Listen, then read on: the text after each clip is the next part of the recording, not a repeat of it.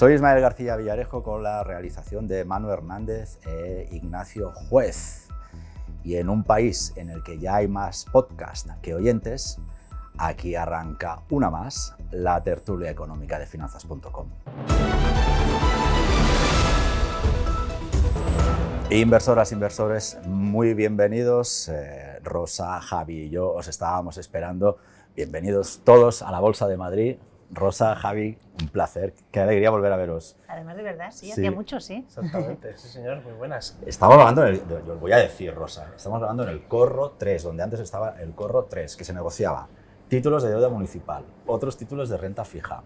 El primer corro eléctrico de la sesión se hacía aquí y luego venía el de mineras. O sea, todo esto pasaba cuando yo creo que Sánchez Galán ni tenía en mente ser el hombre, ni ser millonario siquiera. Ya no, has venido muy estudiado, muy bien. Sí, es que estas cosas... Parece que se lo ha estudiado, que es lo que es historia, siempre, ¿verdad?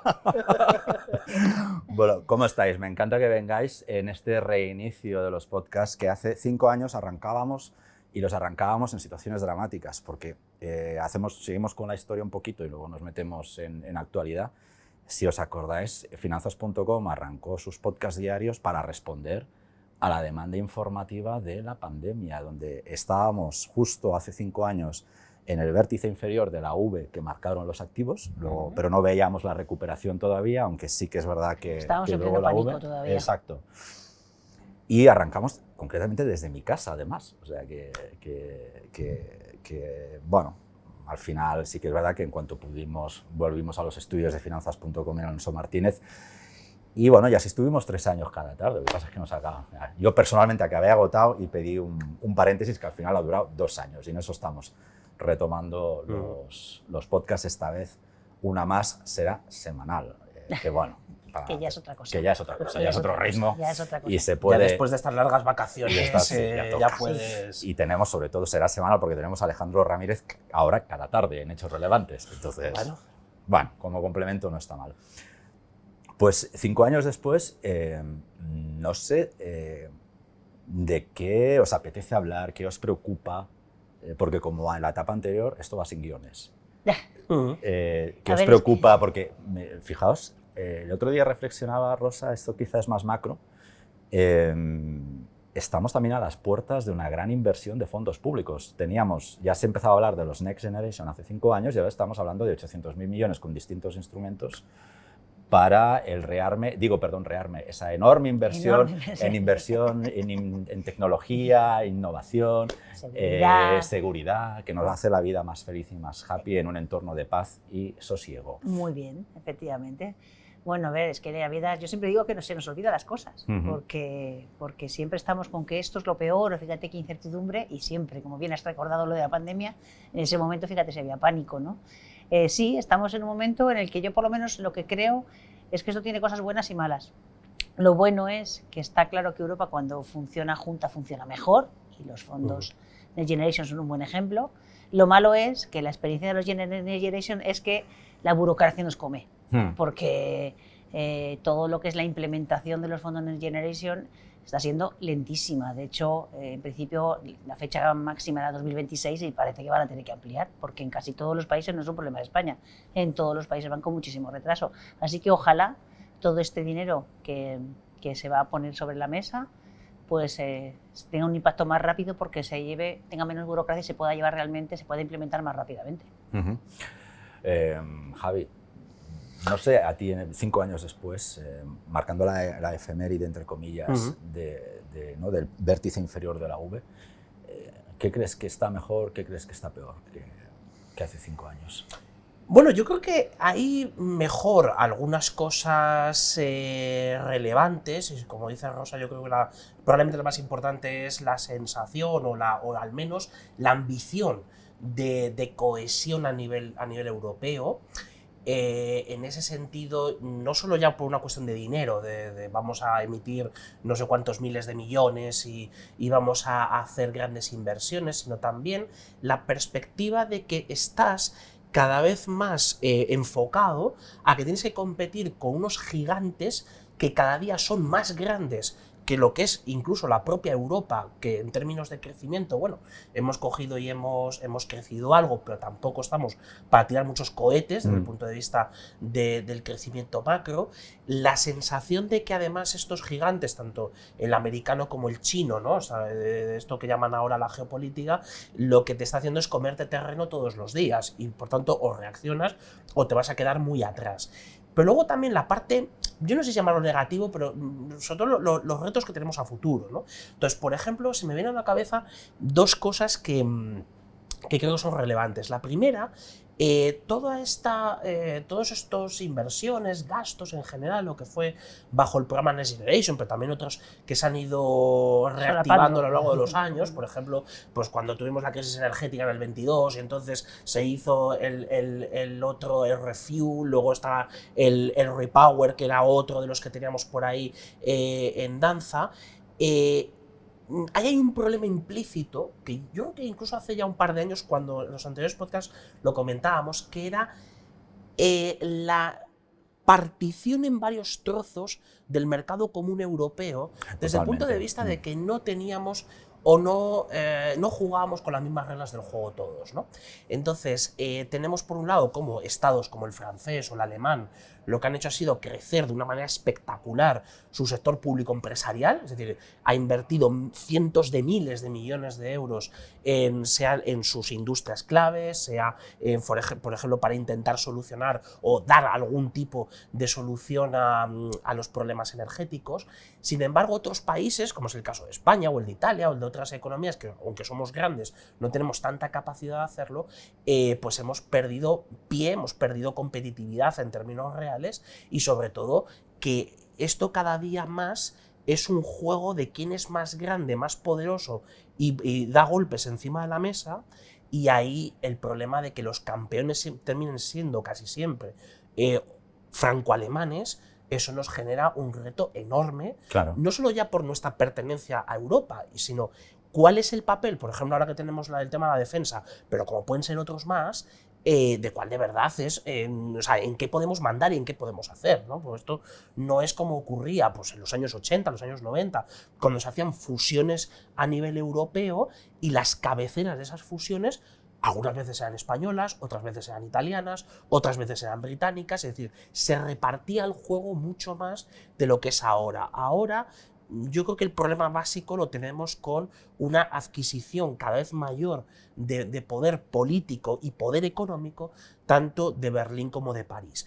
Y luego, por último, la otra cosa es, ya yendo a un terreno un poco más micro, la situación real del tejido productivo de las economías europeas, y obviamente lo tenemos mucho más cerca en el caso de España, donde tienes por un lado una diferencia cada vez mayor entre los resultados de las grandes compañías y los resultados de las pequeñas y medianas, ¿no? Entonces, en ese sentido, ahí necesitamos de nuevo volver a converger, es decir, que tengas un tejido productivo suficientemente bien engrasado para que el que sea más pequeño pueda crecer, puedas darle esa no solo ya la oportunidad, sino el mercado y las condiciones para poder hacerlo, y que no sean solamente los grandes.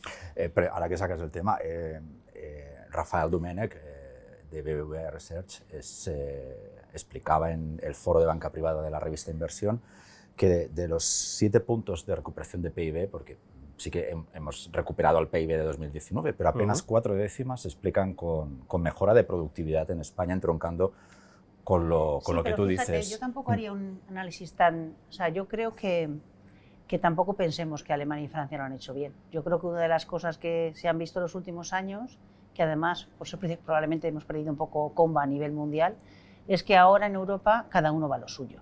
O sea, hasta realmente ahora sí que hemos visto cómo esa teoría de cada uno va a lo suyo pues nos ha llevado a donde estamos, y efectivamente en los últimos años Europa prácticamente no ha crecido, Alemania lleva en recesión mucho tiempo y ahora parece que empieza a despertar, con lo cual a mí tampoco me parece. O sea, yo creo que son modelos, el problema es que Europa se ha diferenciado, los países han diferenciado con modelos de crecimiento diferentes, y el modelo de crecimiento español es un modelo más de servicios, el modelo de crecimiento alemán probablemente es un modelo más industrial, pero tiene muchos problemas, porque el modelo industrial alemán está claro que no está funcionando, porque de hecho Alemania está en recesión. Claro.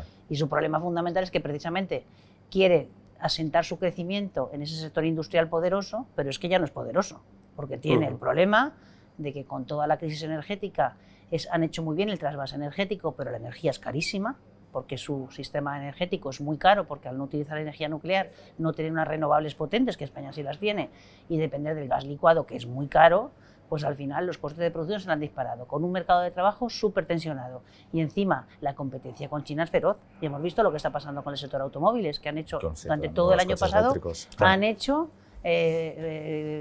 ido rebajando poco a poco sus perspectivas de beneficios. Por tanto, yo lo que creo que el problema en Europa es que ahora cada uno va por libre. Que cada país ha centrado en sus propios problemas y no hay una visión de política común. Pero yo no creo que es que Alemania y Francia lo hayan hecho muy bien, porque Francia tiene muchos problemas también. Francia a lo mejor en lo energético está mejor, pero socialmente es un auténtico polvorín, porque es imposible cada vez que el gobierno quiere poner alguna reforma estructural para mejorar el crecimiento a largo plazo, tenemos a la población en la calle. Son dos polvorines, de hecho, tanto Alemania como Francia, lo vimos también en Alemania en los resultados de las elecciones. Pero aquí es donde hay que distinguir entre lo que es efectivamente la reacción del tejido productivo, del modelo de crecimiento de estos países consolidados a lo largo de los años anteriores y que efectivamente han devenido en un fracaso, como es el caso de Alemania, y el de Francia pues tampoco muy allá, con una explosión que es donde está la desigualdad de las reglas del juego dentro del mercado común europeo, que es la intervención del Estado. Es decir, lo que han hecho conforme la industria alemana ha caído de una manera extraordinaria. Por ejemplo, pues tenemos la producción industrial alemana como media es una caída del 30%, y tenemos sectores que su caída ha sido aún mayor, en la química, en el automóvil, en otros, ¿no? Entonces, conforme han ido cayendo, el soporte público ha sido cada vez mayor. De hecho, cuando vemos el desglose de las cifras que explican el crecimiento de las economías europeas en los últimos años, el aporte que hace el dinero público es cada vez mayor, incluso en el caso de España. Aquí, pues al final tenemos el aporte de servicios, tanto turísticos como no turísticos, y tenemos otras cosas, pero el problema es que cuando tú tienes a un Estado que además se puede permitir el lujo porque ya hizo esos ahorros y tiene esa capacidad de ir a los mercados internacionales, como es el caso de Alemania, para ponerte $500 millones encima de la mesa, ahora en la defensa, pero que te puso 200.000 millones para la crisis energética, claro, va a España, ¿qué puede poner España? Pues ya, pero es que yo creo que de nuevo, yo creo que comparamos peras con manzanas. Es decir, Alemania es lo que es una economía que necesita crecer porque está en recesión. Y su forma de crecer ha llegado a una coalición de gobierno y se ha dado cuenta que hay que invertir en el país. Sí. Porque necesitan mucha inversión que no tiene que ser solo pública. De hecho, mucho de su paquete fiscal es público-privado. Y de hecho, lo que dicen las estimaciones es que si no hubieran hecho nada, ese nivel de deuda sobre PIB hubiera ido al 30% en 4 años, lo cual tampoco tiene ningún sentido. Entonces, ahora, en este tiempo han ahorrado mucho dinero. De hecho, Alemania es el país de la Unión Europea que tiene mejor situación financiera. Por tanto, tienen esa capacidad que han ahorrado durante los últimos años. Ahora han tomado la decisión, desde mi punto de vista, correcta de, oye, hay que movilizar el país. Y lo van a movilizar no solamente con defensa, sino con muchísimo programa de infraestructuras, porque las infraestructuras en Alemania no funcionan. Su sistema ferroviario no funciona, tienen muchos problemas de infraestructuras. Por tanto, no es un dinero gastado, no es que llegue el Estado, papá Estado me empieza a repartir dinero, no. Lo que pretende Alemania es, vamos a gastar el dinero para invertir en tecnología, en defensa, en seguridad, en infraestructuras, para poner al país otra vez en el mapa, que hasta ahora no estaba. Y yo creo que también ese es el problema, que en Alemania, que en Europa, tradicionalmente, Alemania llevaba como el factor, ¿no? Era como el motor. Cuando Alemania se para, cada país hace un poco lo que puede. Entonces hay países como España, que últimamente le ha ido mejor en cuanto a crecimiento gracias a ese modelo de servicios, y hay países como Alemania que con ese modelo industrial, pues claro, se le han caído todos los palos, pero que realmente ahora es una oportunidad para decir, en el caso de Alemania, para ponerse otra vez sobre la mesa un crecimiento que estaba estancado y con muchos problemas en esa industria de la que ellos están muy orgullosos, pero para poder estar orgullosos tienen que invertir en ella, porque si no, su competitividad la han perdido. Y en España lo que hay que hacer es, me parece bien que tengas un modelo de servicios, pero tienes que ser mucho más competitivo y mucho más productivo. Y las empresas que tengas industriales tienen que ser mucho mejores. En eso estamos de acuerdo. Pero no podemos, de nuevo vuelvo, no podemos decir que el modelo de crecimiento que funciona es el alemán o el francés, porque no es verdad. Creo que lo único bueno de todo esto es lo que decía... Tampoco el español. No, claro, no. Creo que lo único bueno de todo esto es que por fin se dan cuenta que hay que caminar juntos. Y esto, el problema es que solamente lo hacemos cuando llegamos al borde del abismo. Vale, pero ahí te compro la idea de que hay que caminar juntos, eso es un poco lo que ha pasado en estos años. Ahora viene la segunda parte, que es caminemos juntos pero con las mismas reglas. Es decir, si a mí me autorizas como ayudas de Estado, pues 50, 60, 100, 200 mil millones, a las empresas españolas que pretenden consolidarse, que pretenden crear campeones, por decirlo, y que puedan competir a nivel internacional, también se lo tienes que permitir. Sí, pero el problema es que no tienes dinero. La diferencia es la capacidad financiera de cada una. En algunos casos sí, en otros no. O sea, hemos visto en algunos sectores como hay capacidad de poder coger, de poder crecer y crear grandes grupos y no se permite porque lo que te dicen es, oye, cuidado con la competencia. Perdona, si yo estoy compitiendo por ejemplo, o sea, si yo estoy compitiendo contra estados, pues yo no estoy compitiendo contra otras empresas, estoy compitiendo contra estados. Y si no, contra fondos soberanos. Sí, pero eso ya es un problema fundamentalmente de que todavía no existe, yo creo, esa cultura europea de equipo, de que todos somos uno. Todavía volvemos a lo siempre, la convergencia no se consigue y por tanto si no hemos sido capaces de terminar de hacer la unión bancaria, que era lo más fácil, pues no te quiero ni decir todo lo demás. Todavía en cada país hay una sensación de mi campeón nacional, mi empresa, y eso va a ser muy difícil de romper. Yo, si avanzamos en la unión bancaria ya me parecería. Lo que pasa es que fijaos que los miembros de la Unión Europea los sostiene el comercio y ahora viene Donald Trump desde fuera a dinamitar esos pilares con los aranceles.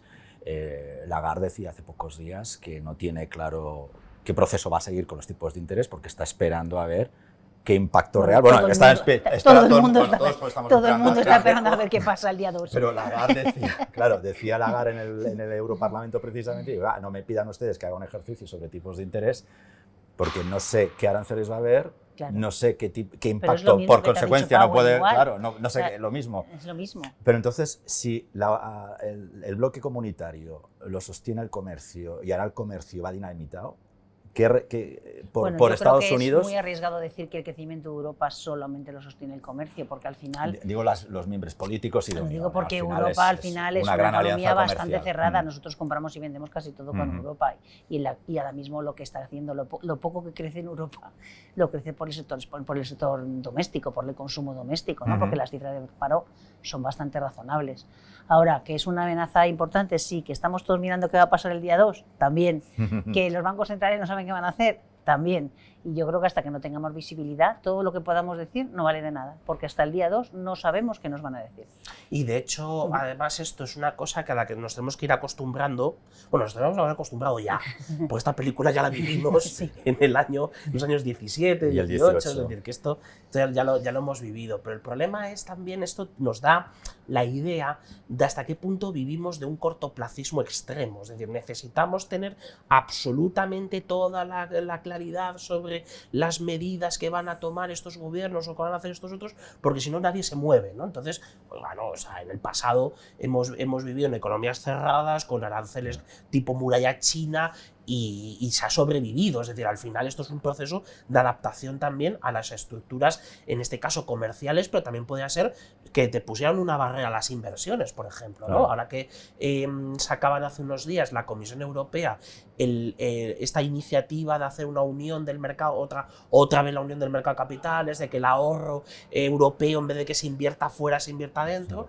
Fenomenal, pero ahí es donde tienes que demostrar que tienes proyectos, no solo que inviertes, que es lo que decía Rosa antes, sino que además lo que inviertes genera una rentabilidad que es superior a su coste de capital. Entonces, si eso es así, y además tu rentabilidad frente a coste de capital es más atractiva que la que tienes en Estados Unidos o la que tienes en otros mercados, el capital vendrá solo. Al final afortunadamente, las leyes de la economía funcionan, algunas veces mejor, otras peor, pero funcionan. Y entonces, la atracción de capitales la sostienes en esos términos. Es decir, cuando tú tienes una capacidad de generar retornos a largo plazo consistentes y que sean superiores a los de otra geografía, más allá de que pueda haber alguna diferencia, pues esto de seguridad jurídica, de que tienes en este caso durante 4 años a un gobierno que puede estar sometiéndote a una tensión tremenda día tras día, es decir, que una semana tengas una cosa y otra semana la contraria, bueno, pero aún así... Cada 2 horas tenemos una cosa. Bueno, cada 2 horas.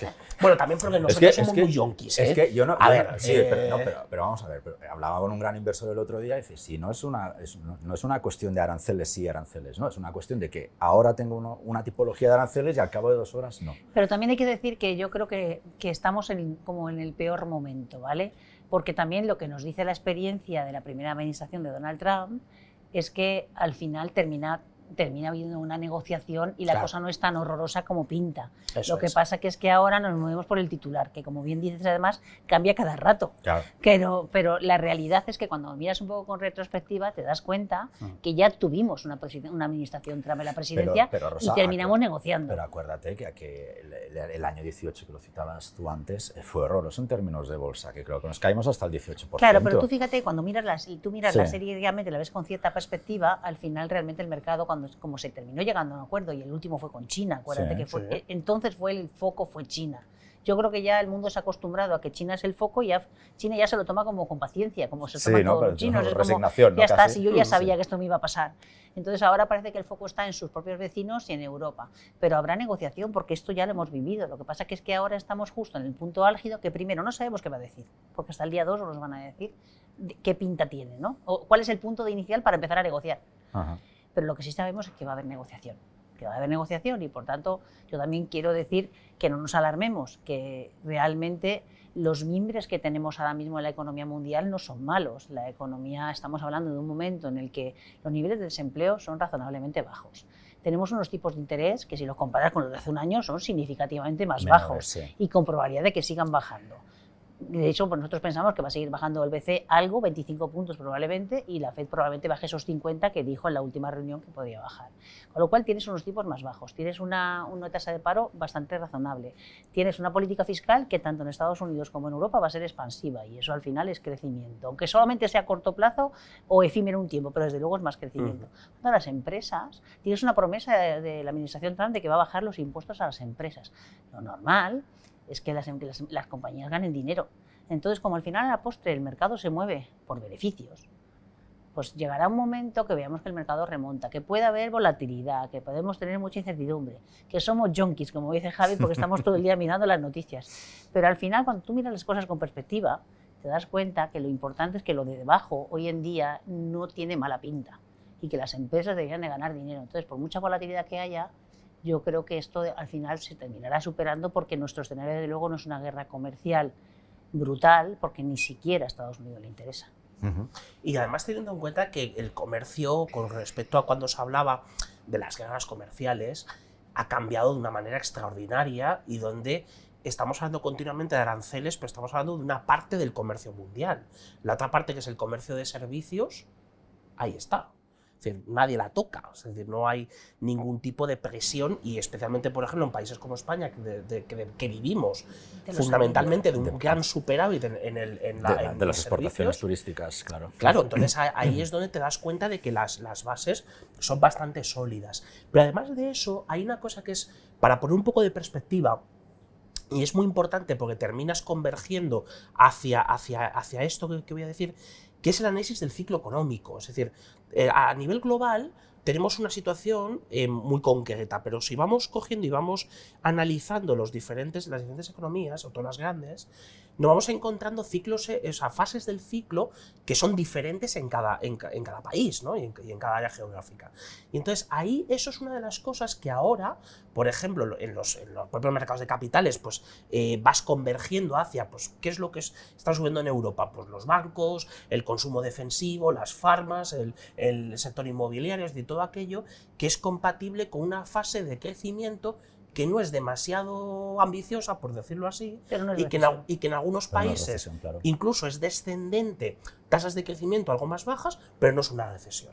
En otros, pues tienes lo contrario, tienes a la tecnología, tienes a todos los sectores que tienen algo más de apalancamiento, que son los que están creciendo, ¿no? El caso de China o el caso de otras economías que están en fase de ascenso. Entonces, en el fondo, por eso es importante poner perspectiva, no estar pendientes de lo que un día pues este tío va a decir, oye, pues vamos a hacer no sé qué, haga lo que le dé la gana. Es decir, este tío es el presidente de los Estados Unidos, ¿no? Sí, claro, pero es que, vamos a ver, es que es una de las cosas en las cuales te das cuenta también de lo que nos hemos hecho extraordinariamente dependientes de la política. Y eso es lo que a mí me enfada considerablemente, porque no podemos estar todos los días, a todas horas, pensando en que según este señor se levante por la mañana, o yo qué sé, o en Berlín, o en París, o en otras cancillerías, vamos a tener una cosa, vamos a tener la contraria. Mira, ¿no? O sea, esto ya lo hemos vivido en el pasado, ya hemos visto que hay siempre posicionamientos que muchos de ellos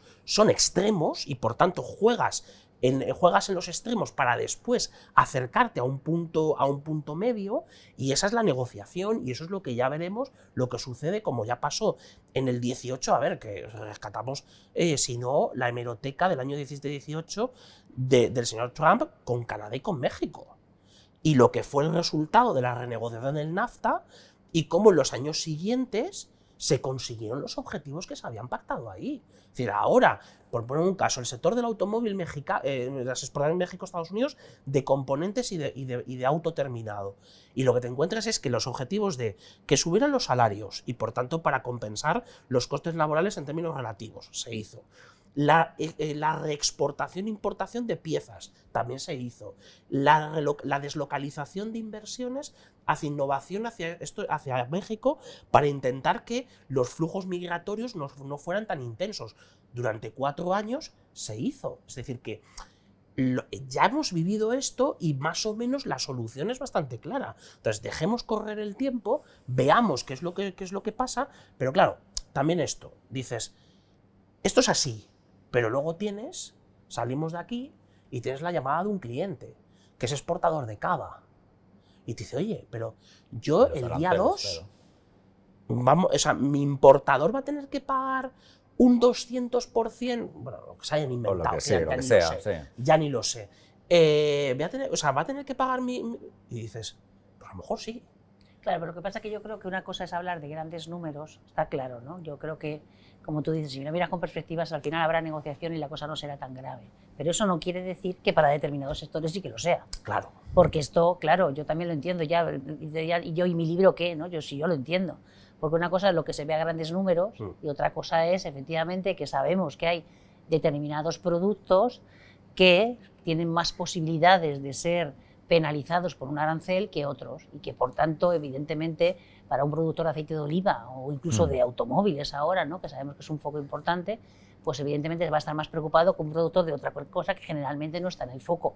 Está claro, a mí me parece difícil, pero no sé lo que va a pasar. Me parece complicado que pongan aranceles generalizados, tipo el que hay en China. Sí que me parece que va a haber más productos con respecto a la primera vez, más productos concretos en el pipeline. Y habrá que negociar mucho. Y a nivel de grandes números, nuestra previsión es que realmente no haya una recesión y que realmente la economía poco a poco vaya creciendo. Pero efectivamente, cuando tú lo aterrizas, como tú bien decías antes, el productor de cava, claro que hay sectores que van a verse más afectados que otros. Lo que pasa es que sobre el conjunto de la economía nacional, a lo mejor no se ve tanto el impacto, pero no banalicemos que efectivamente lo va a tener, porque tampoco quería... No pasa nada, hombre, sí que pasa. Para determinados productores sí que pasa. Lo que pasa es que cuando tú lo miras todo, pues a lo mejor... ¿Qué opciones tienen estos productores?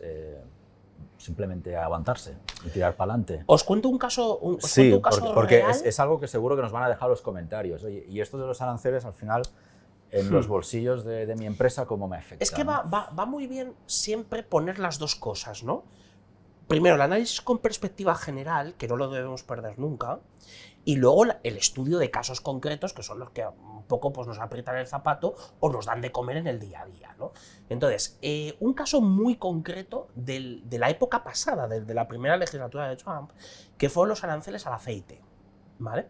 Entonces, el arancel se impone sobre el líquido, por decirlo así, sobre el producto en sí, pero no se pone sobre el embalaje, ni sobre el embotellado o lo que lleve ahí. Bien.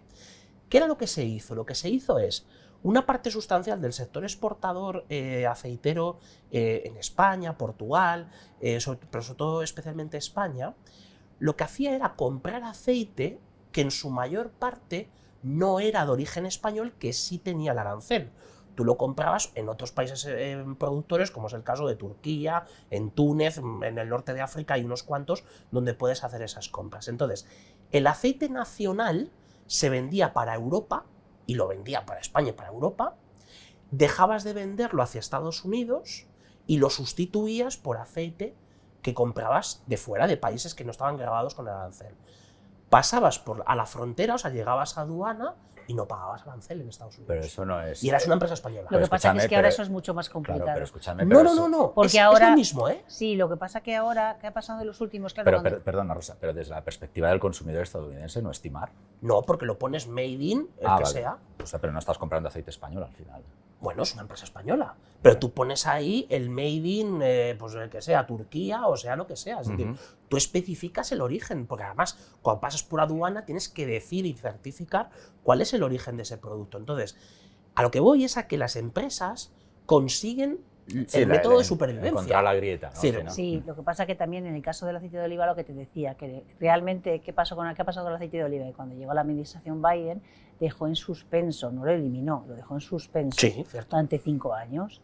Entonces, ¿qué ha pasado en los últimos años? Que precisamente el sector de aceite de oliva es el que más ha crecido en exportaciones hacia Estados Unidos. Cierto. Por tanto, realmente es un sector que lógicamente es el que más se ve amenazado, que luego a lo mejor habrá mucha negociación y a lo mejor, oye, no pasa nada. Pero evidentemente lo que decía, cuando hablamos de grandes números es una cosa y cuando hablamos de sectores específicos hay sectores que tienen muchas más papeletas para que le toque el arancel que no. Sí. Dicho esto, de nuevo, yo creo que estamos en un mundo que no es tan malo como parece que pintan los periódicos, que yo creo que también nos dejamos llevar muchas veces, que nos ha pasado siempre en la historia, que nos dejamos llevar muchas veces por las grandes titulares en la prensa. Y sí que es verdad que ahora, por ejemplo, lo que ves en Europa es muy curioso, porque hemos pasado de la ilusión cuando llegó Donald Trump a la presidencia, que de pronto el mercado americano se disparó. Ahora parece que el consumidor americano está un poco desencantado porque dice, ¿y de lo mío qué? Porque me has prometido muchas rebajas fiscales, pero no las veo, tengo las mismas de antes, que las vas a extender, pero tú me dijiste que había más y no han llegado. Exacto. A las empresas me has prometido que me ibas a bajar el tipo de sociedades y esto no lo estoy viendo todavía, y lo que sí que veo como consumidor es que con todo esto que estás amenazando, a mí la vida me va a costar más. Y por tanto, no consumo. Y de hecho, el riesgo en Estados Unidos es que se cumpla lo de la profecía autocumplida, ¿no? Que si todos pensamos que al final no, pues al final va a haber recesión, que no es nuestro escenario, que creemos que lo normal es que la economía remonte, pero a corto plazo lo que estamos viendo en todos los indicadores americanos es que la economía parece que se está resistiendo por un problema de confianza. Y sin embargo, en Europa es justo lo contrario. En Europa, con todo este movimiento de posibilidad de un alto fuego en Ucrania. Todo el tema de más gasto fiscal, sobre todo en Alemania, que es el que más ilusión ha generado, pero también todos estos millones de lo que se habla en Europa, pues ha generado esa ilusión que se está viendo en que el euro se ha ido donde se ha ido. Las bolsas europeas lo están haciendo significativamente mejor, porque además tienen un descuento de valoración muy importante, y sin embargo, y hay mucha más esperanza en Europa ahora mismo de que va a crecer con respecto a Estados Unidos, cuando efectivamente a corto plazo puede ocurrir, pero si miramos el medio y largo plazo, la productividad en Estados Unidos es mucho más alta, la tecnología está mucho más metida en el sistema, nos tienen una capacidad de crecimiento mayor, el potencial de crecimiento de Estados Unidos es mayor que el europeo. Es verdad que esto está muy bien, que vamos a avanzar y probablemente mejoremos, pero seguimos por detrás. Sí. Voy a utilizar aceite de oliva luego para entrar en el bloque de la micro. Vamos a hablar un poquito de micro y de cómo hacer. Vas a decir que vamos a hacer como Pablo Iglesias y el de Marinaleda. No todavía. Ese aceite, bueno. No todavía. Pero bueno, Rosa, dejaste escrito en un artículo de la revista Inversión, para cerrar el bloque macro, que el mayor riesgo que tenía España era desaprovechar el crecimiento. Sí, pero ahora te podría decir que también es el mayor riesgo que corre Europa. O sea, lo amplías ya al riesgo. Claro.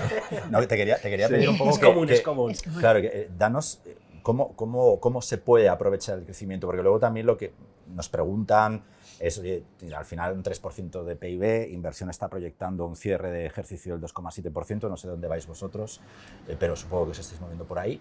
Pero el PIB, sí, liderando en términos porcentuales el crecimiento en Europa, pero yo lo paso mal a final de mes igualmente. A ver, lo que pasa es que yo creo que es lo que decíamos antes, ¿no? La economía española se ha convertido en una economía de servicios y efectivamente es el sector servicios lo que nos está apoyando. Afortunadamente, como decíamos antes, cuando ya miramos más a nivel micro, va a haber empresas y sectores más perjudicados, pero en el conjunto de la economía, España no es de las economías más afectadas por los aranceles, porque nosotros de forma directa a Estados Unidos tenemos un peso muy pequeño de exportaciones y sí que es verdad que nos puede afectar de forma indirecta, porque si tú penalizas a los automóviles que nosotros le vendemos al resto de Europa, pues al final nos toca. Pero no es el país más expuesto. Lo que pasa es que yo siempre decía, y también para Europa, porque Y yo me acuerdo muchas veces de cuando se hablaba de brotes verdes, ¿os acordáis? Sí, En el 2010, 2011. ¿Por qué? Pues porque al final la política fiscal, y esto Javi lo sabe muy bien. Salgado quebrando cada día. ¿Qué tiempos? Ya, pero es que la política fiscal, igual que la política monetaria, tiene un efecto muy rápido en la economía. El problema es que sea un efecto que se mantenga en el tiempo. Entonces, ¿qué pasa? Que tú a una economía le chutas dinero y la economía responde. El problema es que si tú haces piscinas en pueblos que no vaya nadie, pues al final no vale de nada, pero mientras que hace la piscina, realmente el crecimiento está. Entonces, ¿cuál es el riesgo en España y ahora también en Europa? Pues lo que estamos viendo con los Next Generation, que es un dinero que es una oportunidad sin duda, que a mí no me cabe la menor duda de verdad que se está gastando en los proyectos que se tienen que gastar. Yo no cuestiono, porque creo que esta vez la Unión Europea sí que cerró muy bien dónde tenías que poner el dinero, pero el problema es que esto es lentísimo y en España es de los países que más dinero ha recibido, pero es que la implementación está siendo súper lenta. Si vemos esto y ahora lo llevamos al resto de Europa, mi miedo es que nos quedemos en brotes verdes, es decir, que realmente tanto dinero no se aproveche para hacer lo que realmente hay que hacer, y es conseguir cerrar ese diferencial de crecimiento que tenemos potencial con Estados Unidos. Porque Estados Unidos se ve enseguida, tú haces un gráfico de productividad y tú lo habrás visto muchas veces, hay una divergencia enorme desde hace por lo menos 10 años, sí, que Estados Unidos crece y crece y Europa crece a un ritmo mucho más bajo. Y eso al final es más potencial de crecimiento, más riqueza del país. En Europa tenemos un problema adicional, y es que nuestro sistema es muy caro. Entonces tenemos una población que envejece con un crecimiento potencial muy bajo y con un sistema con unos niveles de deuda muy altos y con un sistema que es muy caro de mantener. Entonces tenemos que crecer más. Y esto me parece que es una gran oportunidad. Lo es para España y lo es para toda Europa. El riesgo, que nos quedemos en la burocracia o que nos quedemos en algo tipo brotes verdes. Bueno, ¿qué nos pasa? Que estamos creciendo al 3% y la gente, pues el grueso de la población, no acaba de ver ni brotes verdes ni horizonte verde, por decirlo de alguna manera más... Pues mira, más proyectiva. Y te quería comentar, porque haciendo esta retrospectiva de los últimos 5 años, ha habido 2 grandes polémicas a nivel bolsillo. La primera fue los costes que señalábamos antes de la crisis del 22 de la energía. Sí. Pero, bueno, aquellas facturas de 300 euros de electricidad por mes, estas cosas que hicieron muchísimo daño, las calefacciones de gas y todas estas cuestiones. Pero luego el precio del aceite de oliva, te diría que ha sido lo más polémico casi de la crisis inflacionaria que hemos tenido en los últimos años, ¿no? Sí. Entonces, por ejemplo, amigos periodistas, de política, a ver si están... Vamos a matizarlo, pero que no es recriminarles nada, pero que al final no tienen los conocimientos numéricos, me acusan y dicen, no, tú te lo miras desde la perspectiva numérica, pero al final los productores se están quedando dinero que no deben y están como retrayendo riqueza del consumidor. Al final esa sensación ha quedado, Javier. Y tú además eres un gran conocedor de las cuestiones del campo. ¿Qué ha pasado con el aceite de oliva como símbolo, ¿no? de las dificultades que ha tenido la gente en España en los últimos meses? Y aunque esté corrigiendo ahora, te pregunto porque nos lo van también a dejar ahí en los comentarios. ¿Va a volver el precio del aceite de oliva al punto de partida una vez se han solucionado las estrecheces de producción? Bueno, ten en cuenta que el precio del aceite está ahora mismo un 50% por debajo de lo que lo teníamos por estos mismos meses del año pasado. Es decir, que esa producción no ha vuelto a donde estaba. Pero es que el donde estaba ya era unos niveles muy bajos. Es decir, o sea, me estás diciendo que el aceite era barato. Era muy barato, era muy barato, porque además España es el 50% de la producción mundial de aceite de oliva. Vale, que la producción mundial es el Mediterráneo, tampoco demasiado, mucho más, ¿no? Pero el problema el caso del aceite, pero de otras materias primas agrícolas, es uno de los grandes ejemplos de cuando a nivel internacional se producen tensiones en los inventarios, por ejemplo, pues la historia de los puertos en su momento, de las cadenas de suministros donde tienes a países que controlan ciertas materias primas críticas y por tanto ejercen ese poder de mercado incrementando de una manera muy importante los precios. O sea, en el fondo este es un gran ejemplo de las asimetrías que hay en los mercados, no solo de los financieros, sino de los mercados de bienes y servicios, ¿no? Entonces, por ejemplo, eso que pesa mucho sobre la renta familiar, igual que el precio de la electricidad o el gas o el precio en general del resto de los alimentos, claro, todo eso es aproximadamente un tercio de la cesta de la compra se lo lleva solamente eso, pero si tú añades otros suministros, el pago de la hipoteca o del alquiler y otros más, ya te vas por más de la mitad, ¿no? Del presupuesto que tiene que dedicar una familia a cubrir esas necesidades básicas. Entonces, ahí surge una cosa que los economistas siempre nos resistimos a pensarlo, que es la diferencia o la separación entre la macro y la micro, ¿no? De decir, son como dos mundos diferenciados, cuando en realidad lo uno es la agregación de lo otro, ¿no? Pero hay que ver cuáles son los mecanismos que, entre medias de estos dos, están interfiriendo a la hora de que se traslade, por ejemplo, un crecimiento como el que hemos tenido de más del 3% en el año 24 y sostenido en los últimos años, trasladarlo a la renta familiar. Entonces, para eso, hace unos días, echando unos números demasiado, muy sencillitos, ¿no? Y haciendo la comparativa como la hacíamos hace años, siempre hablábamos de la convergencia con Europa, es que ahora mismo estamos 2 puntos por debajo del nivel de convergencia con el que entramos en el euro.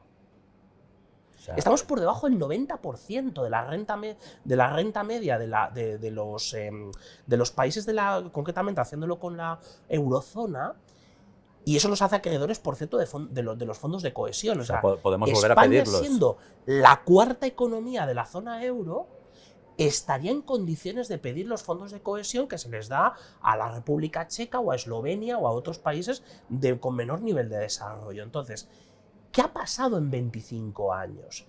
Y la palabra que define estos 25 años y la mediocridad con la que han crecido las rentas, sobre todo las rentas salariales, es solamente una, es productividad. Y tenemos un problema muy serio.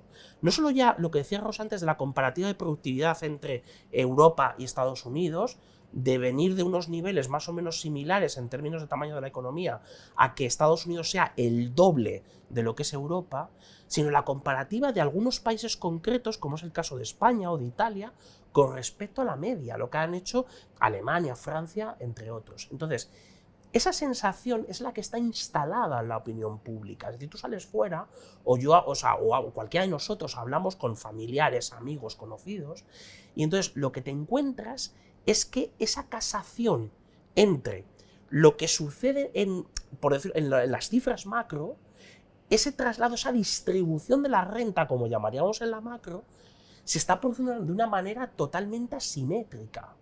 Y eso es un fenómeno que lo llevamos viendo ya muchos años, no es de ahora. Entonces, en los últimos 3-4 años se ha producido un acelerón desde el punto de vista de la renta. ¿Por qué? Porque ha habido incrementos de los salarios en cuanto muchos de ellos han estado indexados a la inflación. Por ejemplo, convenios colectivos indexados a la inflación. Luego tenías medidas como la subida del salario mínimo, pues, que ha escalado de una forma espectacular en estos últimos 7-8 años. Entonces, hay como una especie de mejora de estos pocos años después de la pandemia.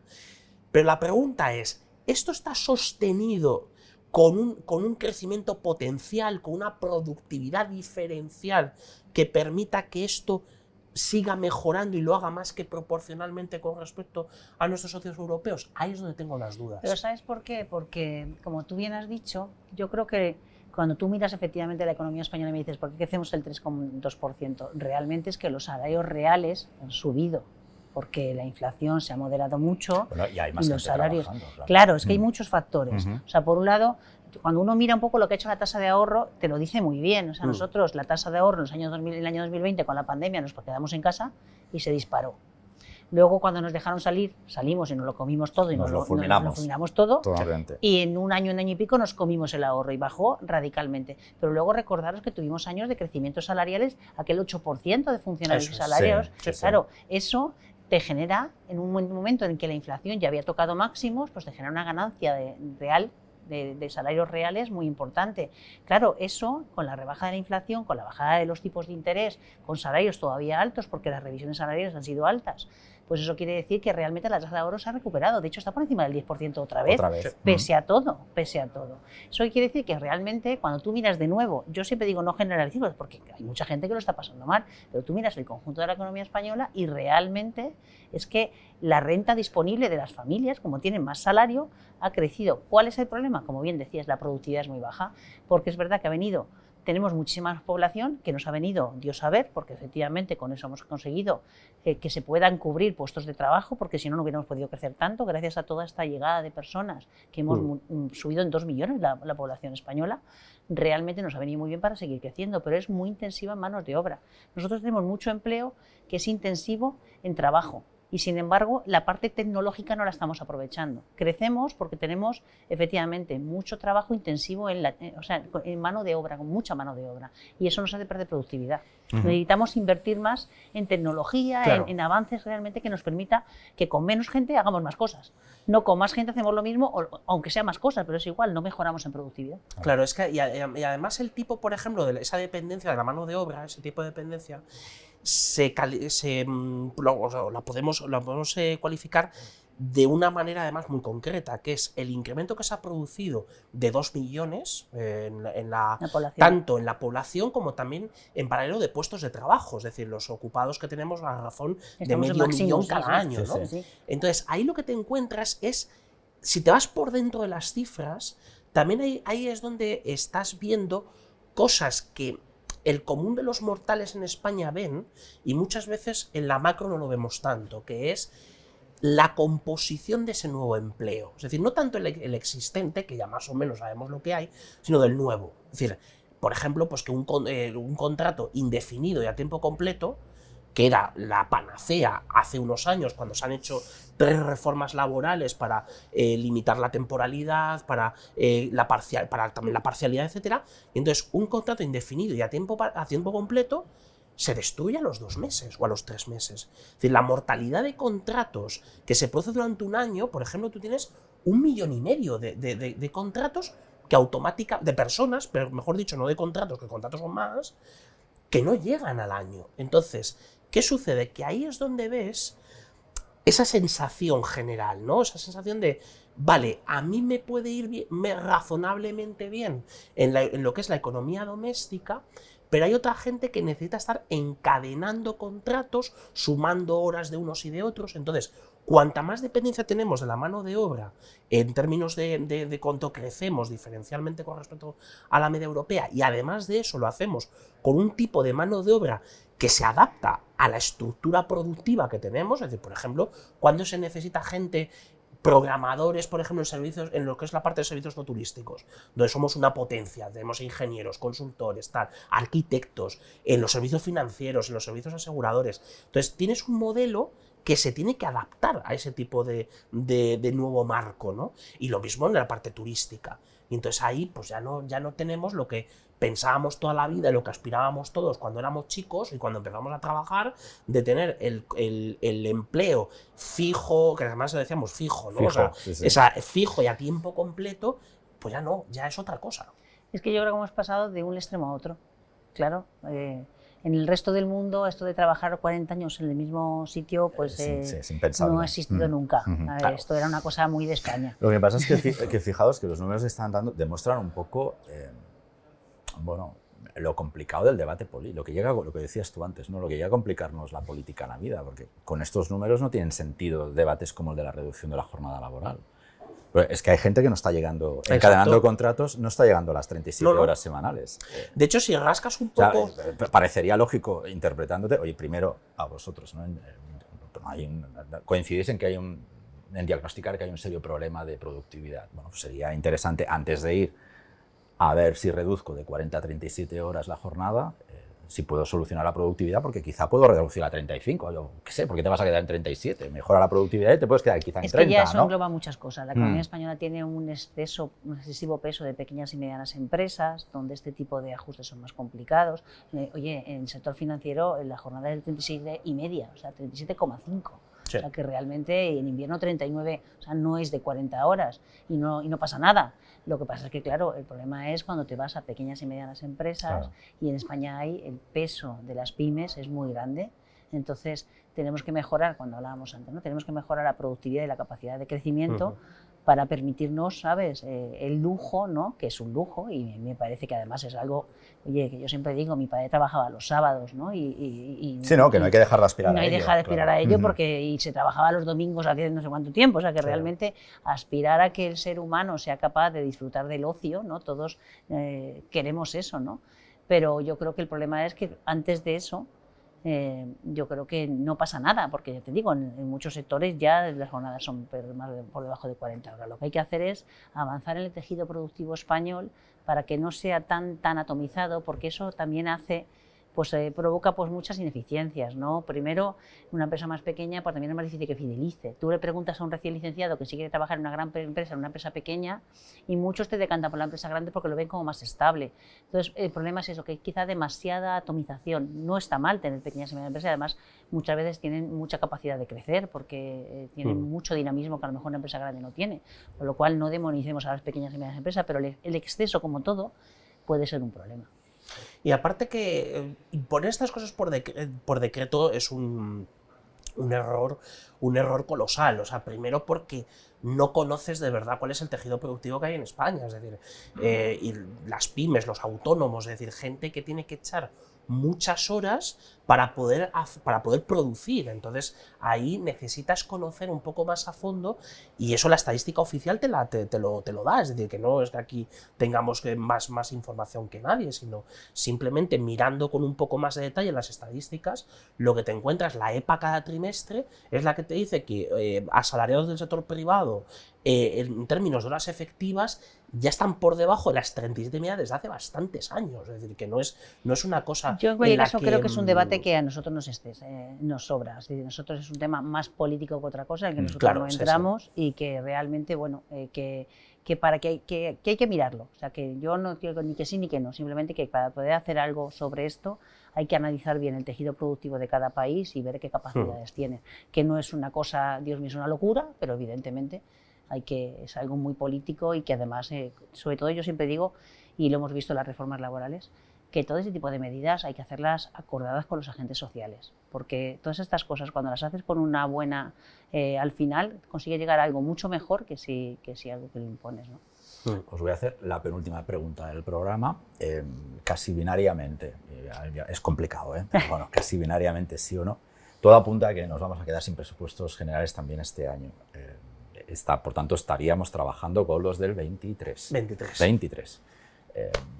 ¿Esto es operativo? ¿Sí o no? Yo te voy a contestar una cosa muy fácil, ¿sabes? Porque para no meterme en política, es básicamente yo voy a trabajar todos los días, a mí me da igual quién gobierne y quién esté, ¿sabes? Es decir, la gente normal va todas las mañanas, se levanta, va a su trabajo, vuelve, coge el autobús. De verdad, en el mercado es irrelevante lo que pasa en la política nacional, con lo cual no le demos tantos lugares, porque realmente sobre la vida habitual a nosotros no es exactamente lo mismo. ¿Es un riesgo estar sin presupuestos? Sí. Absolutamente. O sea, los presupuestos es la ley más importante que tiene un país en un año.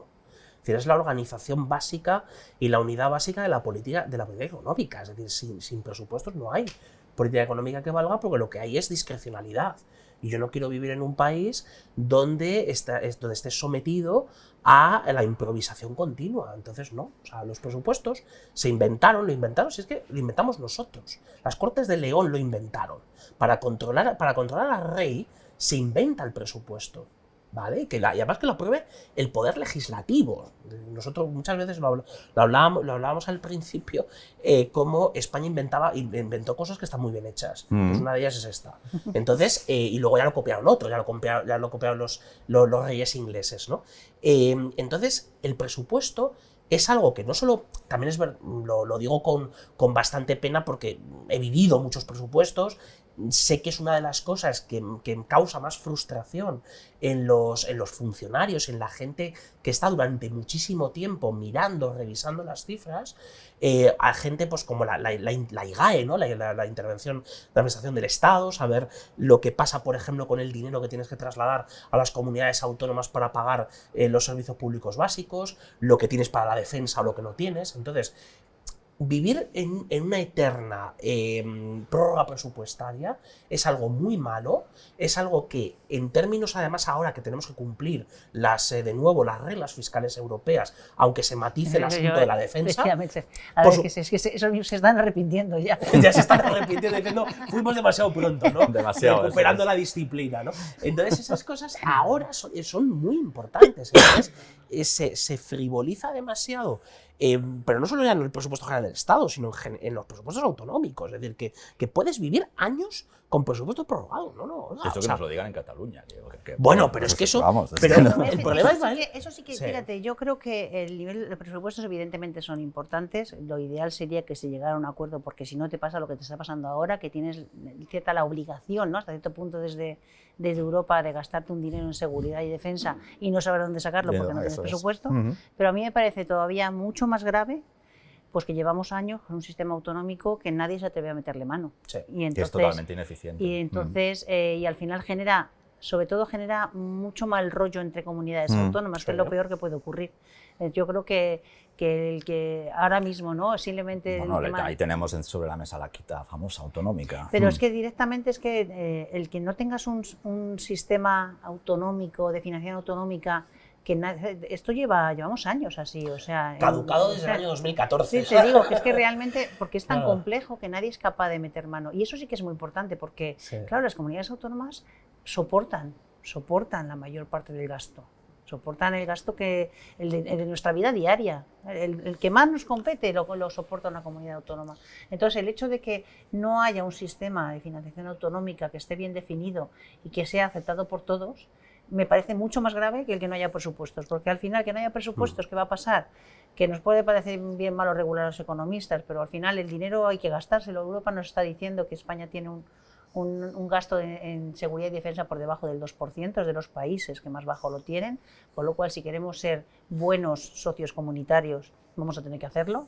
Y de algún sitio lo tendrán que sacar, pero lo van a tener que hacer. Pero el tema autonómico es muy complicado, porque una comunidad autónoma tiene que saber con qué dinero dispone para este gasto, que es el de que más nos afecta en nuestra vida. Y eso yo creo que quizás es lo más relevante y me parece lo más complicado, porque nadie ha sido capaz de hacerlo desde el año 2014. Las dos cosas en realidad van de la mano, porque el sistema de financiación lleva caducado desde el año 14. Y conseguir una fórmula que contente a todos es imposible. O sea, en el año 2009 se hizo, que es todavía el sistema vigente, se hizo de una manera en la cual se ponía mucho dinero encima de la mesa, ninguna comunidad perdía financiación per cápita, y entonces de esta forma, bueno, pues más o menos se fue capeando el temporal. Pero cuando tú tienes un Estado al cual lo has dejado una bicefalia, porque es la de tú gastas, comunidad autónoma, pero no recaudas. Quien recauda soy yo, el Estado central.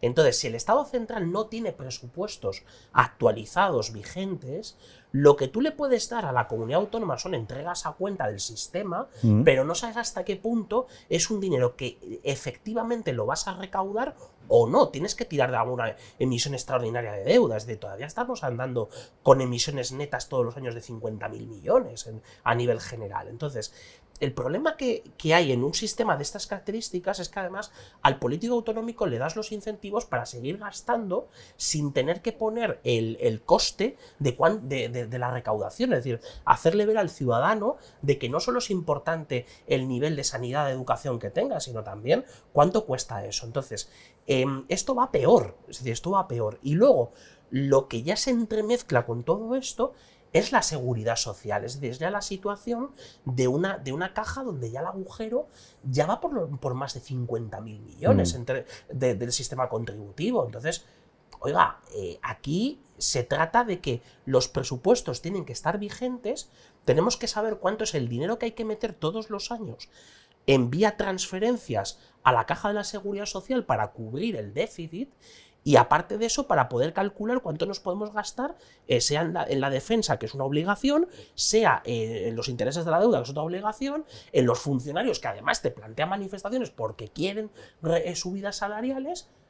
¿De dónde sacas el dinero? O sea, o tienes una capacidad infinita que es el Banco Central Europeo, que es para seguir endeudándote y seguir haciendo este tipo de cosas, o bien esto no cuadra. Pero fíjate que esa es la senda. A mí me llamó la atención hace unos días el Banco de España actualizó los datos de deuda que comentabas. Ahora ha crecido en 4% el del conjunto de las administraciones. Pero si nos vamos ya línea por línea, siempre me ha llamado la atención, Rosa, los ayuntamientos son los que enjugan deuda.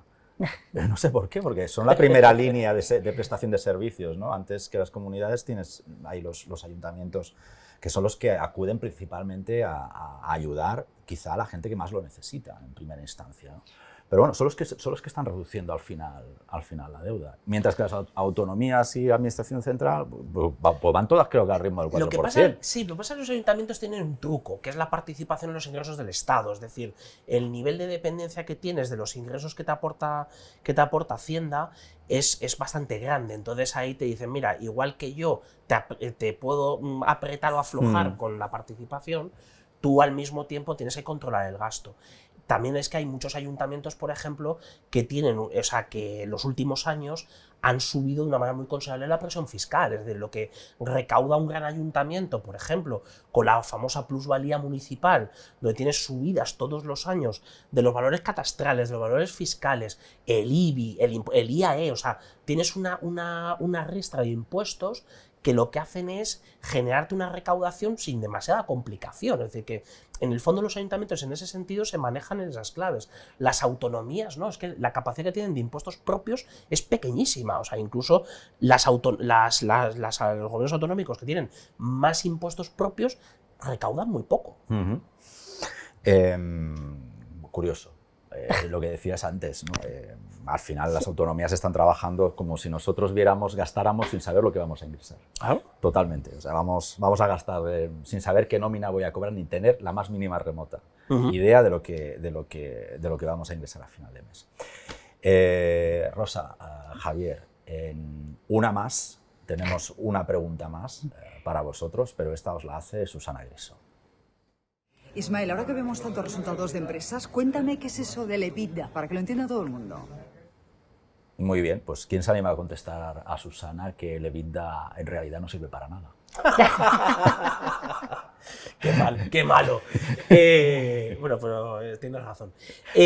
No, vamos a ver. Estaba a punto de decir que era un invento de los periodistas para no parar de hablar sin decir nada, pero no, eso sí es cierto. Y que no les entiendan. Exacto. Y que no les entiendan. Pero es el invento de algunos analistas financieros que cuando tenías una cuenta de resultados que acababa en negativo, te ibas un poquito hacia arriba para buscar que tuvieras un beneficio bruto, ¿no? Que es el EBITDA, que fuera positivo. O sea, siempre cuando tienes una empresa en pérdidas y haces el comunicado típico, por ejemplo, una empresa cotizada que hace el comunicado de sus resultados, lo que hace es hablar del EBITDA ha subido no sé cuánto en este año, y digo, malo, esto significa que está perdiendo dinero. Claro, es que un secreto, Susana. O sea, a mí cuando me llega una nota de prensa en la que solo mencionan EBITDAs, malo. Ya me animo a buscar porque aquí hay gato encerrado, aquí está pasando malo, algo. Y como te vayas al cash flow operativo ya entonces hasta luego. Ahí es donde ya... No metas más dudas. ¿Dónde?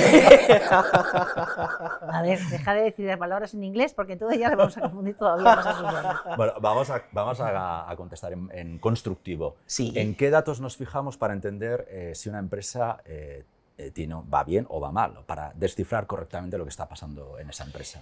Yo como lo hago, y es lo que hago todos los días, es la comparativa, la suma de dos cosas. Por un lado, lo que es la diferencia neta de dinero que queda en caja de una empresa de un año para otro, es decir, cuánto dinero había y cuánto hay, cuánto ha salido y cuánto ha entrado. Esto es el flujo libre de caja. Es decir, eso es lo que tenemos en el cajón. Esto es el flujo libre de caja. Es decir, y ahí hay que descontar. Dices, vale, lo que de verdad el negocio te está produciendo cobrado y pagado, menos lo que inviertes, porque es importantísimo tener en cuenta tanto sea lo que estás invirtiendo o lo que estás desinvirtiendo, por tanto saber si estás yendo bien o mal, y luego, por supuesto, descontarle los dividendos. Es decir, una de las cosas, por ejemplo, en un mercado como el español que paga muchos dividendos, en la mayor parte de los casos hay empresas que se endeudan para pagar los dividendos, no les queda la suficiente caja libre para poder hacer el pago. Entonces, primero eso, es decir, si el flujo libre de caja ha ido, o sea, lo que había y lo que hay, lo que ha salido entrado, es mejor que el año anterior, eso es un buen indicador, ¿no? Y luego, por otro lado, está si la rentabilidad por cada euro que inviertes es superior a lo que te cuesta. ¿Cuánto te cuesta financiarlo?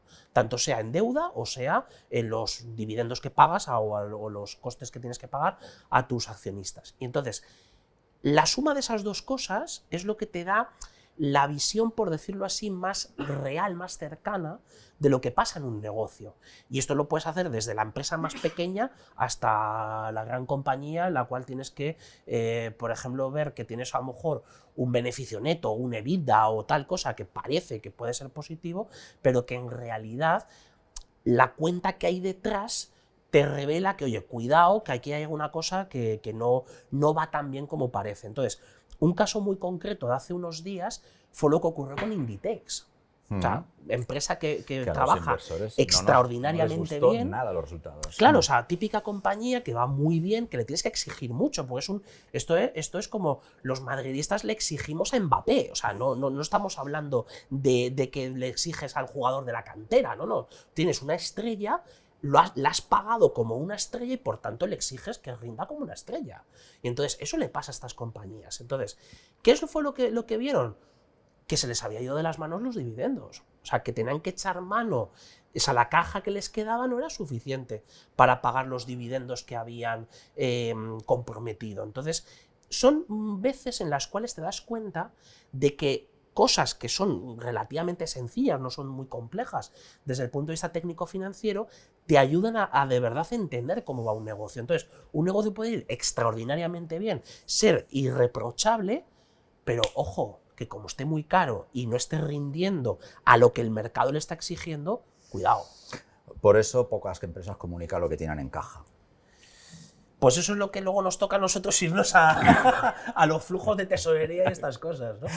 Pero es verdad, al final es como nos pasa un poco, al final una empresa no deja en términos generales, ahí creo que es tu especialidad, Javier, no deja de ser prácticamente como nuestras finanzas personales, o sea, tú al final vas bien o vas mal en función del dinero que tienes disponible. Sí, ahí en eso, por ejemplo, y de lo que te cuesta financiarte, efectivamente. Claro, en las grandes es verdad que hay una cosa que normalmente los economistas decimos, de cuando algunas veces se decía, vamos a hablar de las finanzas públicas como si fuéramos una familia. No, por favor. No. Esto no tiene nada que ver. Y muchas veces también con las grandes compañías hay que tener cuidado, ¿no? Porque la capacidad que tienes es gigantesca de darle la vuelta a una situación y luego darla son conglomerados rápidamente. muy grandes a nivel mundial, tienen posición en muchos países y te pueden salir unos resultados, que lo hemos visto también este año, ahora con las tecnológicas han sacado unos resultados muy buenos, porque siguen siendo unas compañías que ganan muchísimo dinero, pero lo que se pregunta al final el inversor, como bien decía Javier antes, es ¿realmente lo que cotiza en bolsa justifica este precio? Claro. Entonces, esos beneficios que tienen justifica lo que vale en bolsa, porque a lo mejor no vale tanto. Ganará mucho dinero, será muy rentable, será una gran compañía, pero el precio al que cotiza en bolsa realmente justifican esos beneficios de precio. Y es un poco lo que termina haciendo que esas valoraciones que parezcan demasiado exigentes, ¿no? Y el caso más fácil lo estamos viendo estos días con lo que está pasando con las tecnológicas, que nadie duda de que son empresas que van a ganar mucho dinero. A lo mejor no mires los 7 magníficos 7, tendrías que mirar una a una y había mejores y peores, pero está claro que son compañías que tienen una capacidad de generar beneficios muy alta. Lo que pasa es que al mercado le dicen, vale ya, pero vas a seguir generando los beneficios a este ritmo en el futuro, porque hasta ahora ya he visto que sí, he visto unos resultados que son muy buenos, pero a mí no me vale lo de ahora, quiero ver el futuro. Entonces, claro, eso es un poco al final lo que termina viendo el inversor, es ¿vale realmente la compañía lo que vale en bolsa? Por muy buenos beneficios que tenga, y pues una compañía impresionante. Pero bueno, empieza a circular la tesis de que lo que está haciendo Trump accidentalmente, no a propósito, es poner en valor las grandes tecnológicas estadounidenses. Bueno, le ha ayudado un poco que ha llegado la inteligencia artificial china y también haya puesto un poco en valor estas inversiones. Nos haya dado una referencia un poco más real de lo que está pasando. Pues Javier, Rosa, muchas gracias por el privilegio de vuestro tiempo y por reincidir en mi podcast, en este caso. Cuando quieras, aquí estamos. No, ya sabes que tomo nota. Eso es lo malo, eso es lo malo. Lo que me gustó es que no dudasteis ni 2 segundos en aceptar la invitación. ¿Verdad? Creo que somos muy buenos. Pues Rosa, Javier, gracias. Y a vosotros que habéis estado ahí escuchándonos, como siempre, muchísimas gracias por el privilegio de vuestro tiempo y hasta la próxima.